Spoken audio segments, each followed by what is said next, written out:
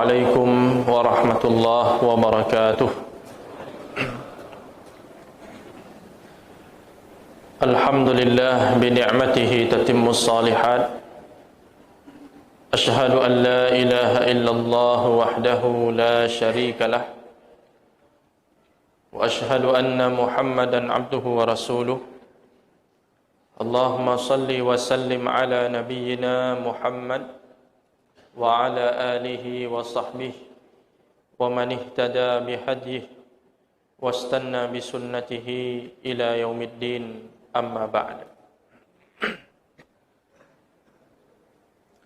Hadirin kaum muslimin wal muslimat, jamaah maghrib yang dirahmati Allah Subhanahu wa taala.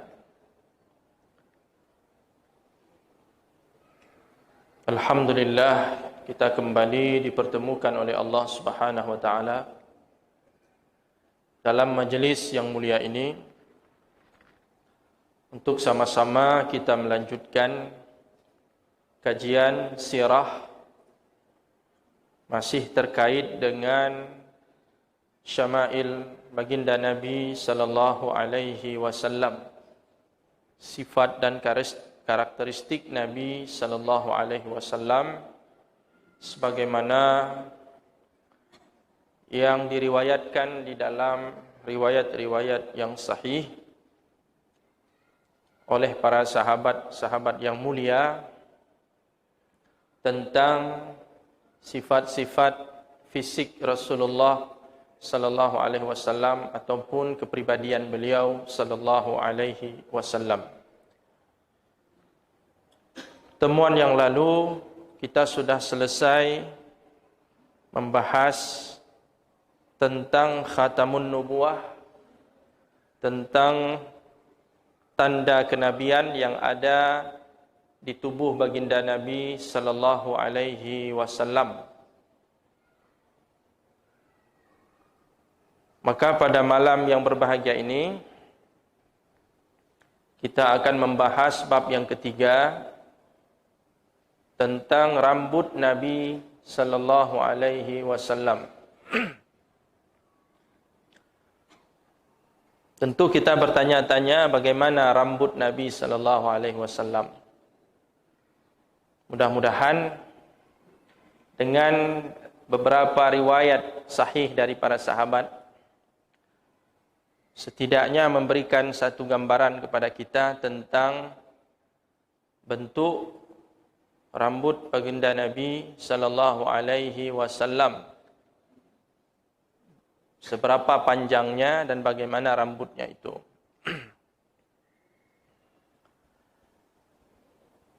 Hadis ke-24 diriwayatkan oleh Al-Imam At-Tirmidzi dalam kitab Syama'ilnya. Beliau berkata, haddatsana Ali ibn Hujrin. Ali bin Hujrin telah bercerita kepada kami. Ia berkata, akhbarana Ismail ibn Ibrahim. Ismail bin Ibrahim telah memberitahukan kepada kami. An Humaidin, dari Humaid. An Anas bin Malik. Humaid menerimanya dari Anas bin Malik radhiyallahu an. Ini sahabat Nabi sallallahu alaihi wasallam. Jadi bersambung sanadnya dari Imam At-Tirmidzi sampai kepada sahabat Nabi yang bernama Anas bin Malik radhiyallahu an. Jadi yang menjadi sumber berita di sini adalah Anas, rawi a'lanya, perawi yang tertingginya itu dari kalangan sahabat. Yang menjadi sumber berita adalah Anas bin Malik. Dan dia sahabat Nabi yang lama bergaul dengan Rasulullah sallallahu alaihi wasallam, lebih kurang 10 tahun bersama Nabi sallallahu alaihi wasallam. Jadi beliau berhak bercerita tentang baginda Nabi sallallahu alaihi wasallam.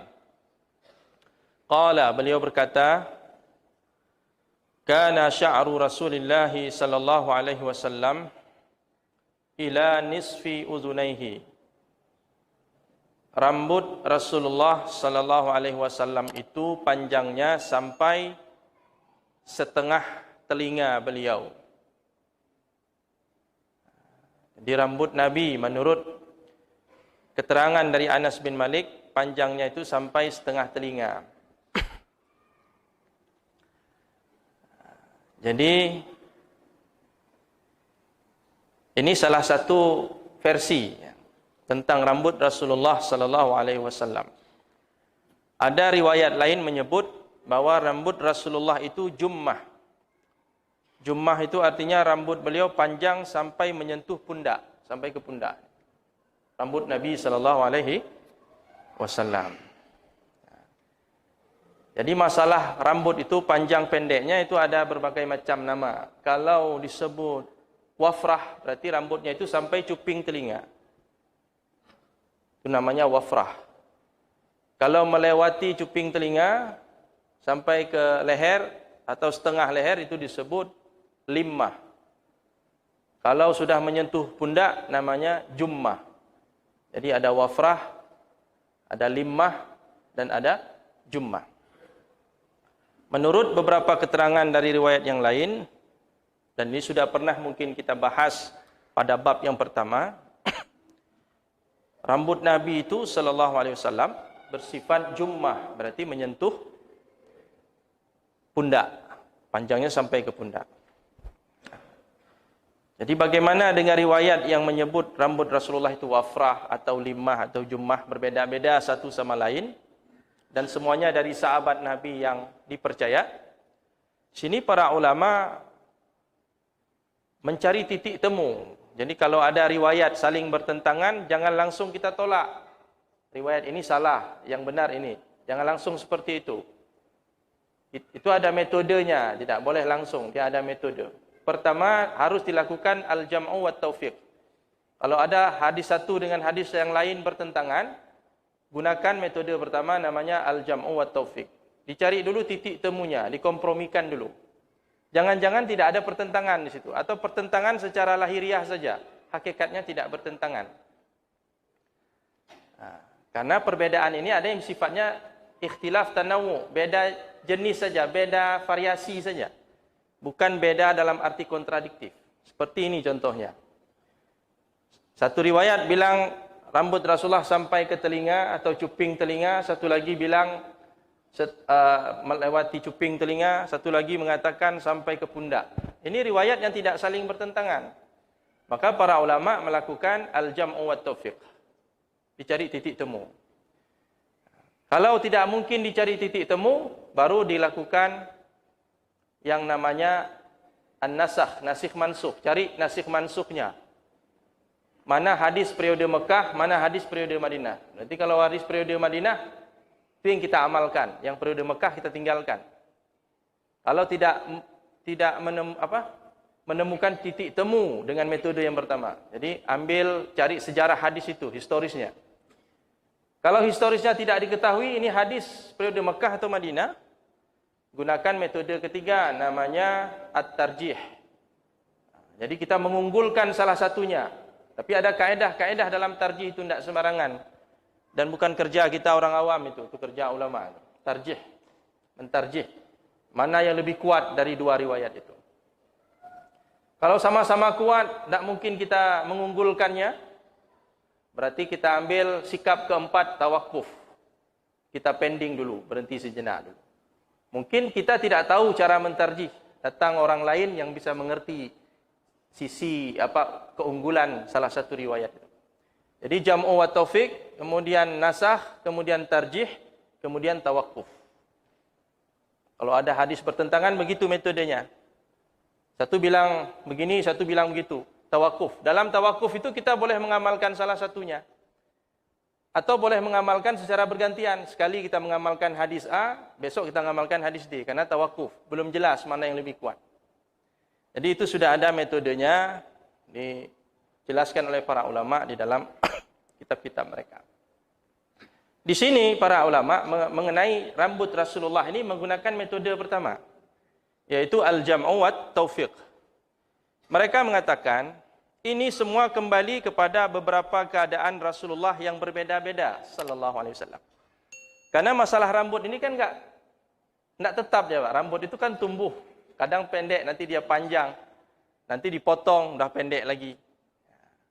Hari ini saya lihat Bapak botak, besok sudah rambutnya sudah tumbuh ukuran 2. Besok sudah gondrong ya, besok sudah panjang, berbeda-beda. Jadi riwayat tentang rambut Rasulullah sallallahu alaihi wasallam yang berbeda-beda ini tergantung orang yang melihatnya.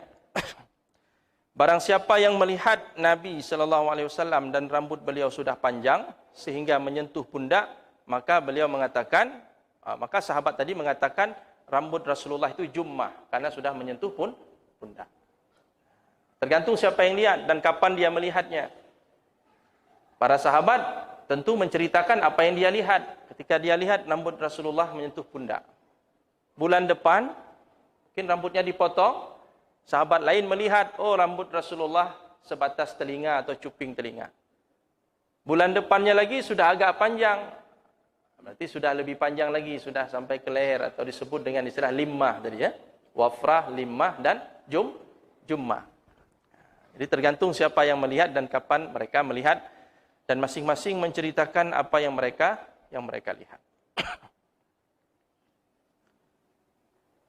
Oleh karena itu, Al-Imam Ibnu Katsir dalam kitabnya Al-Bidayah wan Nihayah, ketika membahas hadis-hadis yang seperti ini, beliau berkata, sesungguhnya tidak ada pertentangan antara dua keadaan tersebut. Karena rambut itu kadang-kadang panjang, kadang-kadang lebih pendek, dan setiap sahabat akan menceritakan sesuai dengan apa yang dia lihat.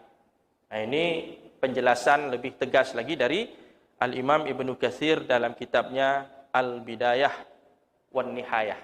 Al-Bidayah wan Nihayah ini kitab yang ditulis berkenaan dengan sirah juga, tentang sejarah sahabat, sejarah Rasulullah, sifat-sifat Rasulullah, tentang sejarah sahabat Nabi, termasuk para perawi hadis, tokoh-tokoh dalam sejarah Islam. Bagus itu kitab punya, kalau punya kitab itu bagus sekali. Mungkin sudah diterjemahkan itu, Al-Bidayah wan Nihayah. Bahkan Al-Bidayah wan Nihayah itu bercerita tentang sejarah para nabi. Karena namanya Al-Bidayah. Bidayah itu arti awal kehidupan, Nihayah akhir kehidupan. Dari awal penciptaan manusia Nabi Adam sampai ke masa beliau. Bahkan beliau bercerita tentang akhir zaman ya, peristiwa-peristiwa akhir zaman. Sebagian ulama lagi mengatakan riwayat yang menjelaskan bahwa Rasulullah rambutnya sampai ke telinga itu kalau dilihat dari samping. Sahabat yang melihat dari samping sampai rambut Rasulullah sampai ke telinga. Bagi riwayat yang mengatakan rambut Rasulullah itu jummah sampai menyentuh pundak, berarti lihatnya dari belakang. Jadi ada juga yang melakukan al-jam'u wa taufiq dengan cara ini. Tergantung lihat dari arah mana. Kalau tadi lihatnya kapan? Kalau sekarang lihatnya dari arah mana? Yang jelas antara riwayat satu dengan riwayat lain tidak bertentangan. Itu saja. Karena sama-sama sahih riwayatnya.